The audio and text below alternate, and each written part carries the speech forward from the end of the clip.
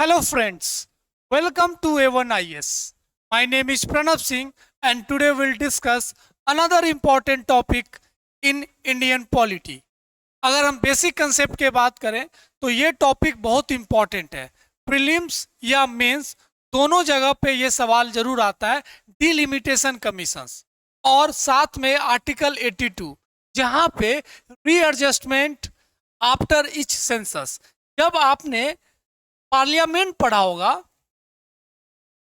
Parliament in part 5 of the Indian constitution, part 5 of Indian constitution from article 79 से लेकर 122 तक, तो उसमें सारे इंपॉर्टेंट बेसिक कंसेप्ट को आपने समझा होगा। और जब प्रीवियस ईयर के क्वेश्चंस को देखे होंगे तो हमेशा डिलिमिटेशन कमीशन को लेकर सवाल पूछा जाता है। आज हम इस टॉपिक पे क्यों चर्चा कर रहे हैं? क्योंकि जब से सेंसस और साथ में कास्ट सेंसस को लेकर चर्चा शुरू हुआ है तो ये ऑटोमेटिकली हो चुका है। आने वाले समय में जब सेंसस कंप्लीट होगा तो तब पार्लियामेंट डिलिमिटेशन करवाएगी, जिसे हिंदी में परिसीमन कहते हैं। आज हम हर एंगल, हर इंपॉर्टेंट एरियाज को समझेंगे, साथ साथ में इसके हिस्टोरिकल टाइमलाइन को। तो जब हम पार्लियामेंट की बात कर रहे थे आर्टिकल 79 से 122, तब आपने इसमें कंपोजिशन और पार्लियामेंट कॉन्स्टिट्यूशन की बात किया था, क्वालिफिकेशन, डिस्क्वालिफिकेशन, ये सारे एंगल्स को आपने समझा होगा। उसी में एक इंपॉर्टेंट आर्टिकल है आर्टिकल 82। आर्टिकल 82 क्या कहता है? जो मैंने हेडलाइन में जो अपने टॉपिक का जो थीम रखा है, रीएडजस्टमेंट आफ्टर इस सेंसस। तो जब जब सेंसस होंगे हमें रीएडजस्टमेंट करना अपने टेरिटोरियल कॉन्स्टिट्यूएंसीज को। और इस रीएडजस्टमेंट कैसे करेंगे? Through the delimitation. अब डिलिमिटेशन कैसे होगा? हमें पहले कमीशन को गठन करना होगा और वो कमीशन विल रीएडजस्ट और लिमिट द बाउंड्रीज, आप कह सकते हैं, या फिक्स द बाउंड्रीज। तो जो टेरिटोरियल कॉन्स्टिट्यूएंसीज है उसको लिमिट करना, उसको फिक्स करना, वही काम कौन करता है? Delimitation commission.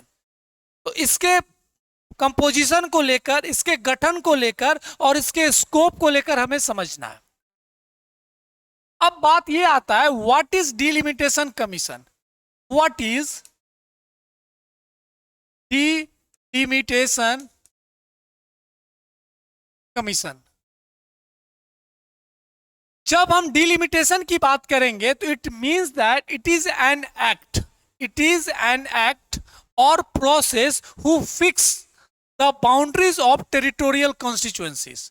तो जो टेरिटोरियल कॉन्स्टिट्यूएंसीज है, मानकर चलते आज हमारे भारत में टेरिटोरियल कॉन्स्टिट्यूएंसी 543 है, 543 सीट्स है। उस हर एक कॉन्स्टिट्यूएंसी को फिक्स करने के लिए हम एक कमीशन का गठन करते हैं और ये कमीशन जो फॉर्मूला यूज करती है, बेसिस ऑफ पॉपुलेशन, एक यूनिफॉर्म पॉपुलेशन मेजर किया जाता है, उस हिसाब से टेरिटोरियल कॉन्स्टिट्यूएंसी को गठन किया जाता, फिक्स किया जाता बाउंड्रीज ऑफ द कॉन्स्टिट्यूशन। तो ये भी एक इंपॉर्टेंट चीज है जो यहां से कंसेप्ट निकल कर आता है। तो मानकर चलते अगर ये बिहार है, बिहार के टेरिटोरियल कॉन्स्टिट्यूएंसी को हमें फिक्स करना है तो थ्रू दिस डिलिमिटेशन कमीशन। अब बिहार के पॉपुलेशन के हिसाब से हम हर इंपॉर्टेंट कंस्टिट्यूएंसी का पॉपुलेशन को फिक्स करेंगे और हर कंस्टिट्यूएंसी के एरिया को फिक्स करके एक सीट गठन करेंगे और ये हर स्टेट के लिए यूनिफॉर्म होगा। तो बिहार का अगर पॉपुलेशन 2011 में 10 करोड़ है तो हम उसी के हिसाब से हर स्टेट के पॉपुलेशन के हिसाब से कंस्टिट्यूएंसी का गठन करेंगे। तो यूनिफॉर्म बेसिस करने के लिए हम इस डिलिमिटेशन कमीशन का यूज करते हैं। अब भारत के संविधान की अगर बात करें तो what are the constitutional provisions, what are the constitutional provisions की अगर बात करें तो आर्टिकल 82 एंड आर्टिकल 170। जब हम लोकसभा के टेरिटोरियल कंस्टिट्यूएंसी को फिक्स करने की बात करते हैं तो थ्रू दिस आर्टिकल 82। और हम अगर स्टेट्स के कंस्टिट्यूएंसी की बात कर रहे हैं तो थ्रू आर्टिकल 170। तो this all are the important constitutional provisions, हमें याद रखना है। This all are the constitutional provisions, article 82 और 170। अब हम इसके कंपोजिशन की बात करते हैं। Composition and who will appoint the delimitation commission. तो president of India will appoint delimitation commission, या जो मेंबर्स हैं उनके को अपॉइंट कौन करेगा? President of India. और उस कमीशन के अगर कंपोजिशन की बात करें तो उसमें एक होंगे रिटायर्ड जज ऑफ सुप्रीम कोर्ट, साथ में chief election commissioner as well as every state के इलेक्शन कमिश्नर।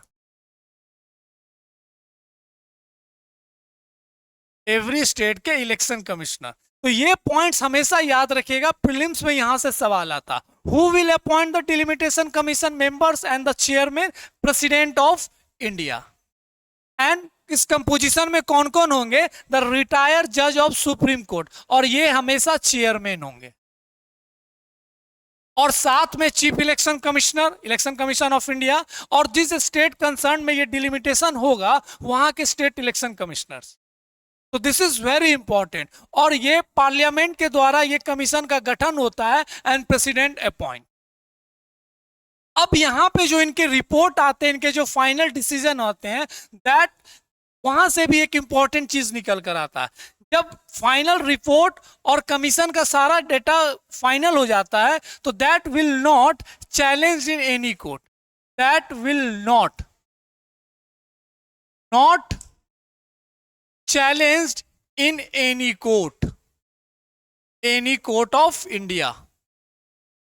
और साथ में पार्लियामेंट पे आप इसको डिस्कस कर सकते हैं, but there is no any voting और रिकमेंडेशन और amendment regarding the delimitation commission report.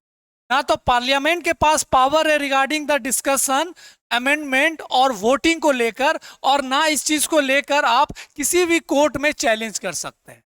तो इतना पावरफुल ये डिलिमिटेशन कमीशन होता है through article 82 and article 170।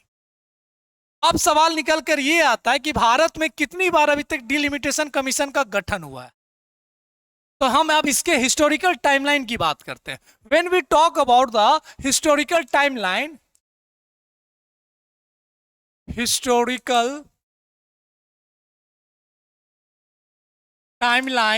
Of delimitation commission, तो भारत में अभी तक 4 बार डिलिमिटेशन कमीशन का गठन हुआ है। और हर कमीशन में किसने हेड किया है और वहां से क्या इंपॉर्टेंट चीज निकल कर आया वह भी हम समझेंगे। तो पहला डिलिमिटेशन कमीशन का गठन हुआ था 1953 में, 1953। अगर हम दूसरा डिलिमिटेशन कमीशन की बात करें तो 1963, third 1963 and fourth one is the 2002। तो 4 बार भारत में डिलिमिटेशन कमीशन का गठन हुआ। जब हम 1953 की बात करें तो यह पहला है, the first one, and this is the fourth one. अब यहां पे भी कुछ इंपॉर्टेंट चीज है जो हमें समझना है। जब पहला 1953 कमीशन का गठन हुआ तो यहां पे जो सेंसस यूज किया गया था for the data, the census use of 1951, क्योंकि ये डिलिमिटेशन कमीशन में हमेशा बातचीत होता और यही प्रावधान है कि जब भी डिलिमिटेशन कमीशन होगा, गठन किया जाएगा, तो जो प्रीवियस सेंसस हुआ है, द लेटेस्ट वन, उसी के डेटा को यूज किया जाएगा, क्योंकि population is one of the important criteria. तब जब 1953 में ये इंपॉर्टेंट गठन हुआ, तब 1951 में सेंसस हुआ।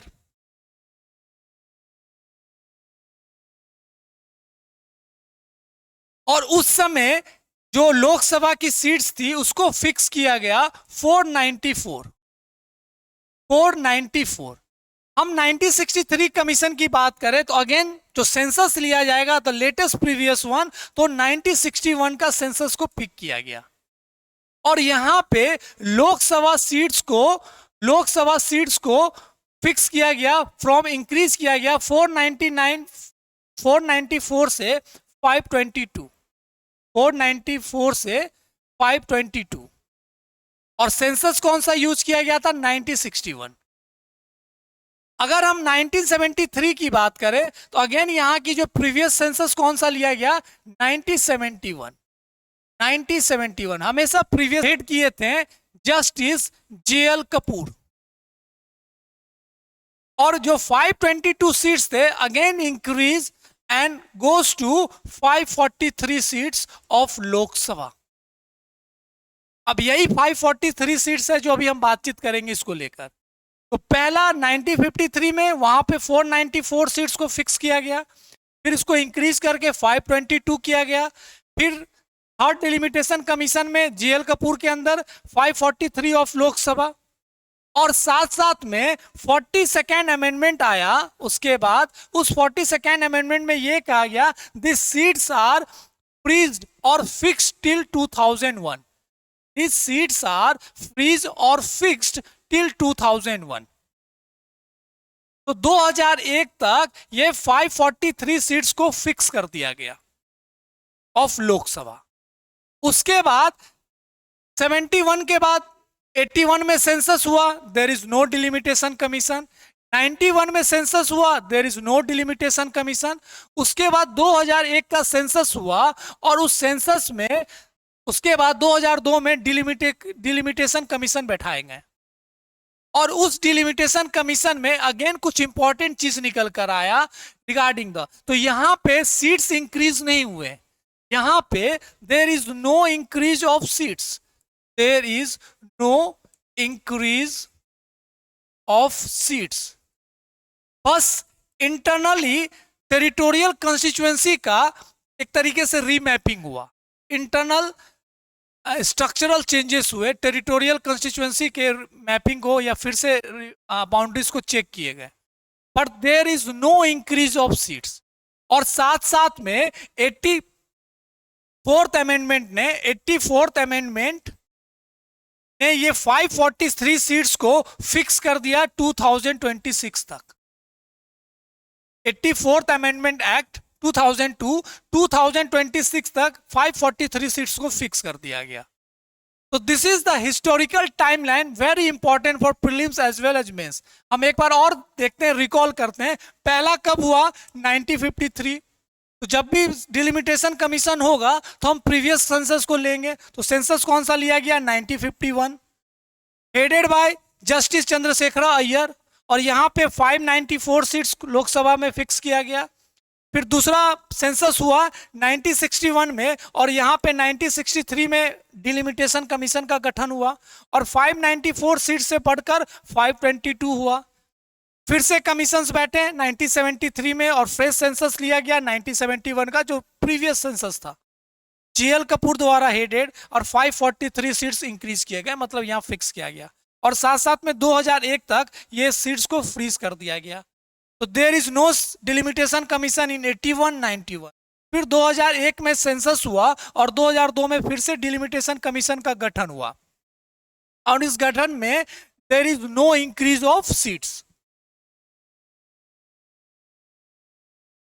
There is no increase of seats. और इसको हेड किया था जस्टिस कुलदीप सिंह, जस्टिस कुलदीप सिंह। और 84th अमेंडमेंट में ये सीट्स को फ्रीज कर दिया गया। तो this is the important one, the historical timeline of delimitation commission. अब हमने पढ़ा होगा 106th amendment act, 106th amendment act in 2019, जिसमें रिजर्वेशन ऑफ वुमेन की बात की गई है, reservation of women in Lok Sabha. अब साथ साथ में ये तभी हो सकता है कि पहले हमें सेंसस होना है, तो 2021 में सेंसस होना था, पर due to the pandemic census नहीं हो पाया। और लेटेस्ट में अब सेंसस होने वाला है, तो जैसे सेंसस होगा, और हमने 84th अमेंडमेंट एक्ट पढ़ा है कि 2026 तक सीट्स फ्रीज हुए हैं, तो सेंसस होंगे तो उसके तुरंत बाद डिलिमिटेशन कमीशन का गठन होगा, और उस डिलिमिटेशन कमीशन में पूरे चांसेस हैं again the restructural changes of territorial constituency, और सीट्स इंक्रीज होंगे। और जब सीट्स इंक्रीज होंगे तो अगेन रिजर्वेशन की जो भी बात की गई है, वुमेन की, SC ST की, वो सारे चेंजेस होंगे। तो जो नेक्स्ट सेंसस होगा उसके बाद डिलिमिटेशन कमीशन होगा, और जब भी डिलिमिटेशन कमीशन होगा तो प्रीवियस जो करंट सेंसस होगा उसको पिक किया जाएगा। तो 2029 में जितने जनरल इलेक्शंस होंगे for the Lok Sabha as well as state legislative assembly, हमें सीट्स के चेंजेस को देखना होंगे। तो माना जा रहा है 2026 तक सारे स्टेट्स के पॉपुलेशन एक तरीके से इक्वल एंड सैचुरेट हो सकते हैं, इसलिए 2026 तक पॉपुलेशन और सीट्स को फ्रीज कर दिया गया। अब मानकर चलते हैं कि बिहार में लोकसभा सीट 40 है और विधानसभा सीट 243 है, तो डिलिमिटेशन कमीशन और सेंसस के बाद पॉपुलेशन तो इंक्रीज होंगे, again the territorial constituency change, और ये 40 से 55 हो सकता है क्योंकि पॉपुलेशन बढ़ेगा, और ये 243 से 280 हो सकता है। ऐसा ही हर स्टेट्स के लिए है। लेकिन यहां पे एक निगेटिव ये हो रहा है कि साउथ इंडिया या स्टेट्स लाइक तमिलनाडु, केरला, कर्नाटका, आंध्र प्रदेश, उन्होंने पॉपुलेशन कंट्रोल किया, एंड डिलिमिटेशन कमीशन में population is one of the major factor. तो उनके रिप्रेजेंटेशन पे ये क्वेश्चन हो सकता है कि उन्होंने नेशनल इंटरेस्ट को ध्यान में रखते हुए, स्टेट्स एलोकेशन रिसोर्सेज को ध्यान में रखते हुए उन्होंने पॉपुलेशन को कंट्रोल किया। लेकिन जब रिप्रेजेंटेशन की हम बात करें तो उनके ऊपर एक नेगेटिव इंपैक्ट हो सकता है, and they lose the control in the governance and the government. जैसे फाइनेंस कमीशन के जो प्रीवियस थे 13th फाइनेंस कमीशन हो या 14th फाइनेंस कमीशन, पॉपुलेशन को भी एक क्राइटेरिया रखा गया to grant revenue for the states. जो स्टेट्स पॉपुलेशन कंट्रोल में अच्छा काम करेगी उसको ज्यादा पैसा मिलेगा, इसको ध्यान में रखते हुए साउथ इंडिया स्टेट्स ने ये काम किया। पर जब डिलिमिटेशन कमीशन हो गए तो वहां पे उनके रिप्रेजेंटेशन हो सकते हैं कम हो। तो ये सब सवाल जरूर उठता है, मेंस में ऐसे सवाल जरूर पूछा जा सकता है। तो this is all about the important delimitation commission जो हमें पढ़ना था, and we had discuss important areas regarding delimitation commission.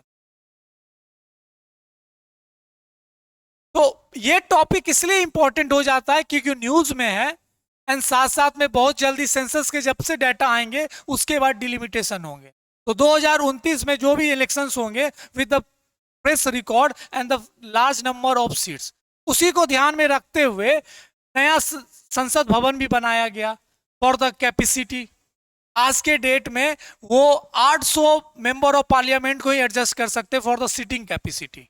लेकिन जो नए संसद हैं वो आगे प्रोग्रेसिव ध्यान रखते हुए, फ्यूचर को ध्यान में रखते हुए अराउंड 1500 मेंबर ऑफ पार्लियामेंट को सिटिंग कैपेसिटी है। और हमें पता है 2029 में जो इलेक्शंस होंगे वहां पे सीट्स बढ़े हुए होंगे, ये भी देखने को मिलेगा कि वैसा कैपेसिटी होना चाहिए हमारे संसद भवन का। तो this is all about the important concept regarding the delimitation commission as well as article 82, जहां पे रीएडजस्टमेंट आफ्टर इस सेंसस की बात की गई है। तो this is a very important topic in Indian polity, जो बेसिक कंसेप्ट में आता है, जो हमने आज डिस्कस किया। नेक्स्ट वीडियो में again we will discuss another important topic regarding Indian polity. तब तक आप अच्छे से पढ़िए, रिवाइज योर कोर्सेज, एग्जाम बहुत जल्द, नोटिफिकेशन भी बहुत जल्द आने वाला है।